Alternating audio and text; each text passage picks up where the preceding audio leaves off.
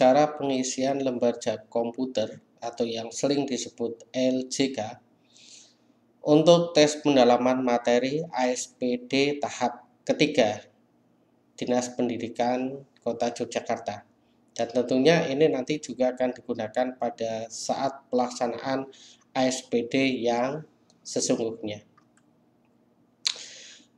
Alat tulis yang diperlukan dalam pengisian lembar jawab komputer adalah yang pertama tentunya pensil 2B.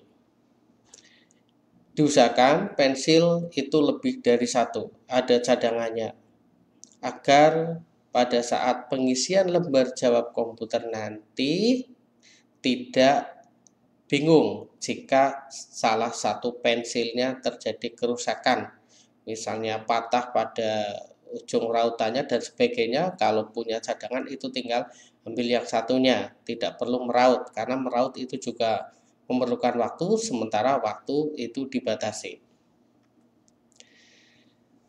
Yang berikutnya, pensil sudah diraut terlebih dahulu, ya, sudah diraut dari rumah.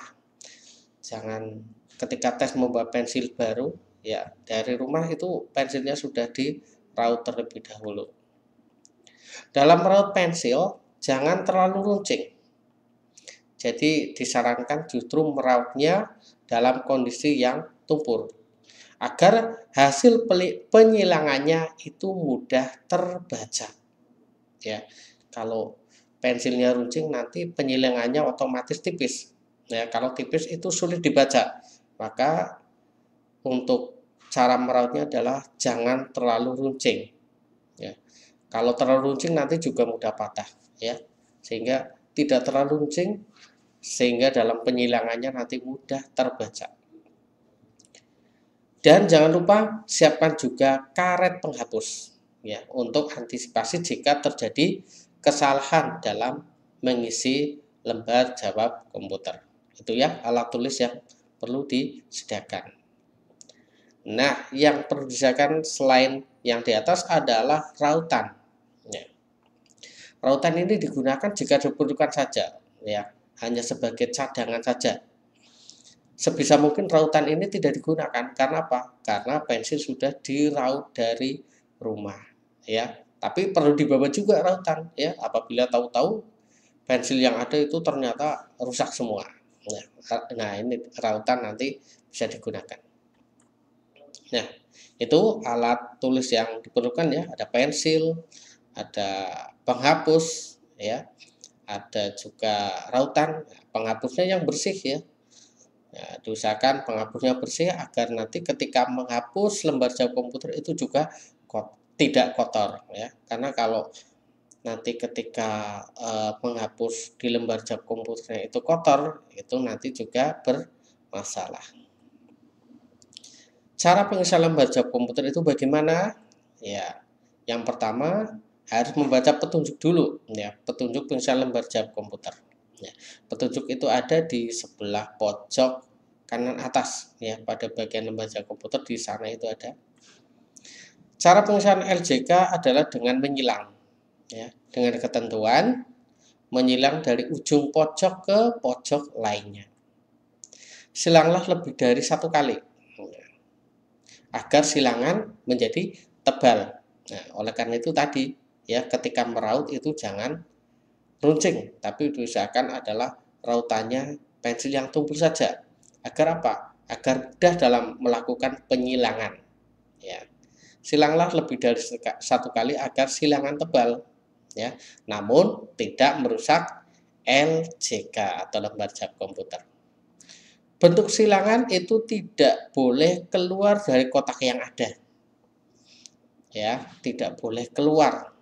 Kalau keluar misalnya gimana? Ya, gunakan penghapus, ya, dihapus, dirapikan agar tidak boleh keluar, apalagi keluar sampai menyentuh kotak yang lain.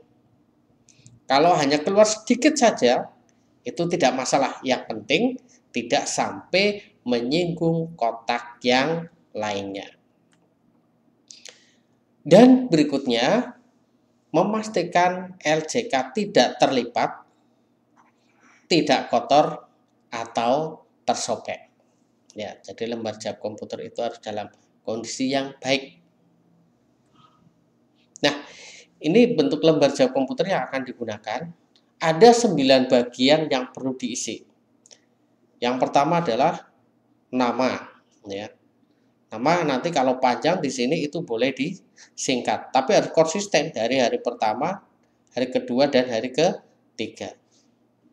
Kemudian nomor peserta ini ada 10 digit, ya, menggunakan NISN, nomor induk siswa nasional.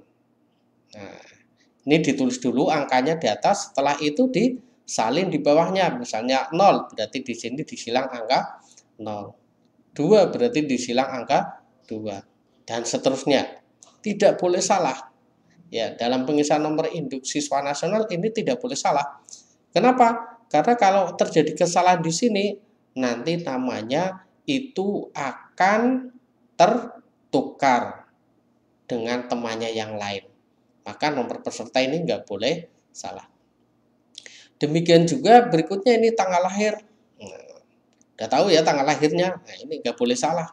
Karena kalau tanggal lahirnya salah, itu nanti dianggap yang mengisi lembar jawab komputer adalah bukan peserta tes yang bersangkutan.